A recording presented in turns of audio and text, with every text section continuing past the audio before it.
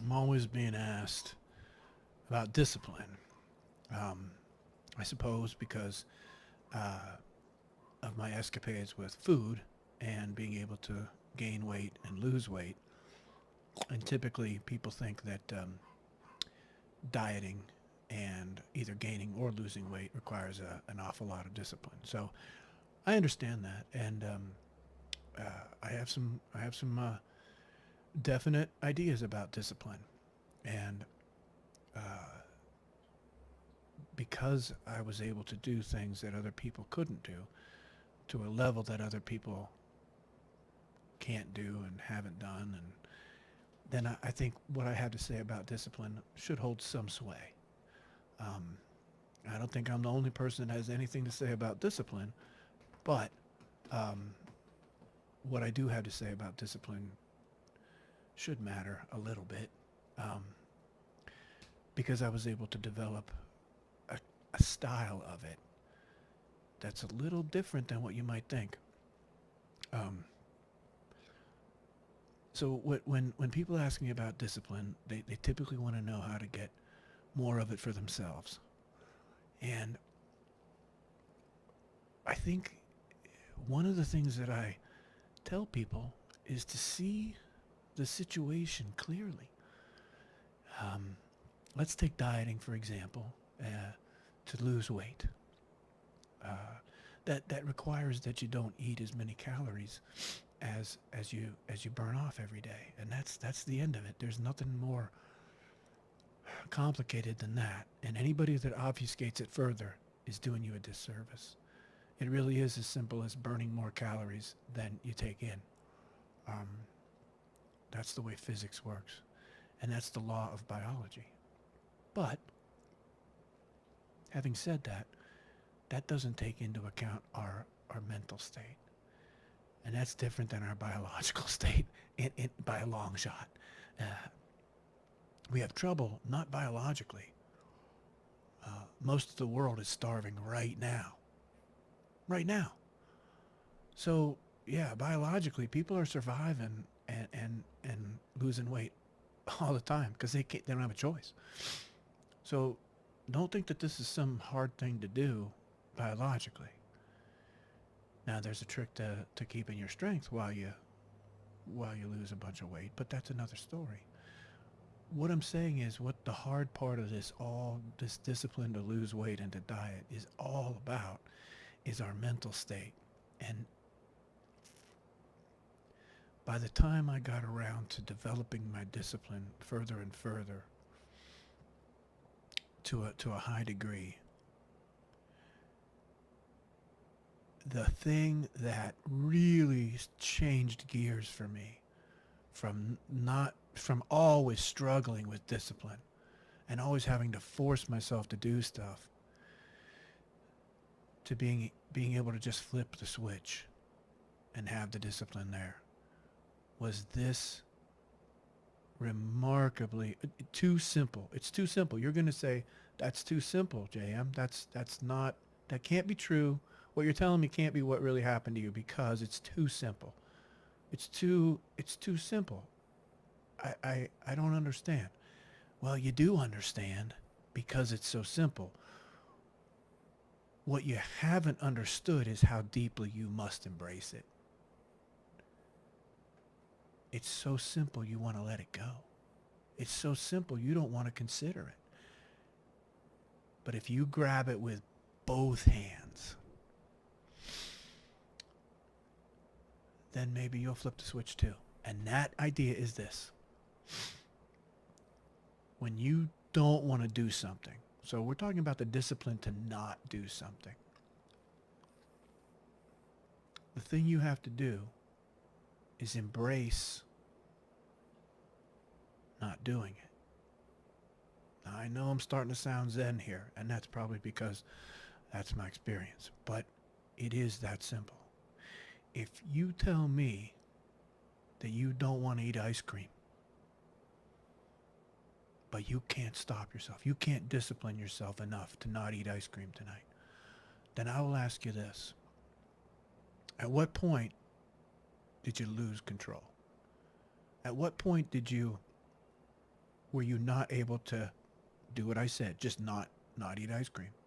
At what point were you, because you weren't eating ice cream when you started the evening. You didn't walk in and be sitting on the couch watching TV eating ice cream. You walked in and sat down on the couch and were watching TV. And somewhere in this process, ice cream came in. At what point did you lose control and you had to eat ice cream? At what point in this process did you lose it? Because you don't want to eat the ice cream. That's your goal. You want to diet. You want to have discipline. At what point did you lose it? At what point did you get up off the couch? You couldn't stop yourself there? At what point did you walk to the kitchen and grab your car keys? At what point did you lose control? At what point could you not stop yourself from driving to the store? Because if you're dieting, you don't have any ice cream in your refrigerator. Park your car, walk in, get a cart, go to the ice cream section, choose your ice cream, walk back to the checkout, stand in line, give the lady your money, take the ice cream to your car, drive back to your house, get inside your house, set the ice cream on your counter, get a big spoon and a bowl, and dig out a bunch of ice cream and put it in the bowl, and walk with the bowl back to the couch and sit down. Now at this point, in my opinion, you can still stop. Because you haven't eaten the ice cream.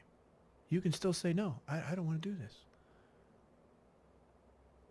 And you take a big a spoon of ice cream, you put it in your mouth, and at this point, you can still stop. Because you haven't swallowed it. It's in your mouth, but you haven't swallowed it. At what point do you lose control and say, I can't stop myself. I can't stop this process?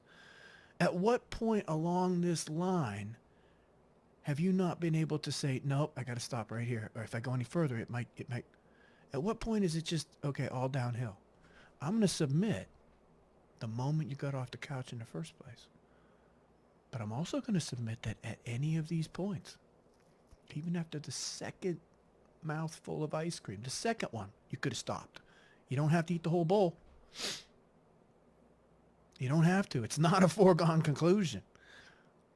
But we connect all these things, and the snowball builds. And after I've gotten off to the couch, after I got up off the couch, I don't want to eat ice cream. I'm going to go drive and get some. Every step you take further down the line towards the second bite of ice cream and the third bite of ice cream and then the whole, bowl of ice cream. Every step backwards from the whole bowl of ice cream being gone and you losing control somewhere along this process, every step back is a step back towards strength and back towards you starting the night not eating the ice cream, back on the couch just with you and the TV and no ice cream. You have a myriad of opportunities to say no. I made that a short story. There's many more steps in that story of going and getting ice cream and shoving it down your throat when you don't want to, when you say you don't want to. You can stop yourself at any of those points and be more successful. The further back, the more successful you'll be. 7 bites is better than 20 bites. 7 bites is better than 8 bites. 8 bites is better than 9. 6 bites is better than 7. 1 bite and stopping. Now that's a hard thing to do, to eat, to go and get your ice cream, pay for it, sit back down in front of the TV with a bowl of it and eat 1 bite and go, okay, I'm stopping now. Wouldn't it be easier to stop somewhere earlier? Like walking to get your keys or starting to drive. Now I've done this, so I know it can be done. I've been in the car on the way somewhere to get something and turned around. So it can be done. And if I can do it, anybody can do it. I'm nothing special. I don't have some superpower of discipline. Now I've strengthened my discipline through practice. So I've practiced a lot more than most people. But that doesn't mean I have a superpower. That just means I built one brick on another brick, and I got a big pile of bricks built up. You can build one brick on another brick and have a big pile of bricks built up too. So this is how you stop yourself from doing something. You stop yourself. Now where you stop yourself, I don't know. I'm going to submit that you should stop yourself right away, early as possible. So as soon as you begin to go down the road of making a mistake, the quicker you admit to yourself that you have made a mistake and you abandon that and get back on course, the better. So a lot of people will be on a diet and then they're doing well, and then somebody brings donuts into the office and they have one at 10 o'clock in the morning. They have one donut, 250 calories that they shouldn't have had. They've made a mistake. If you stop right there, then you only have 250 calories you have to burn off to be right back on track for the next day. And you can do that in under 30 minutes, really, under an hour on the bike that night. Or you can just eat 250 calories less of your dinner, of your chicken breast and or tuna, whatever. And you're right back on track. But what do people do? They eat the donut at 10 o'clock because they don't discipline themselves enough to stop. And then they go, well, I just blew my diet for today. So, because of that small, little, tiny 250 calorie mistake, I'm going to have another donut and then maybe another donut. And then I'm going to lunch and I'm going to go ahead and have, because I've blown my diet. So it is that, like, they think that little 250 calorie mistake means that the whole day is lost to them. And it certainly is not. Just like you can stop yourself from going and driving and getting ice cream at any point, you can stop yourself when you make a small mistake of eating a donut at the office. And you don't have to have McDonald's for lunch and then pizza for dinner and then ice cream because I'm going to start my diet again tomorrow. That's about a 4,000 calorie mistake that was really just a 250 calorie mistake. And people do that all the time. So how do you stop yourself? How do you build discipline?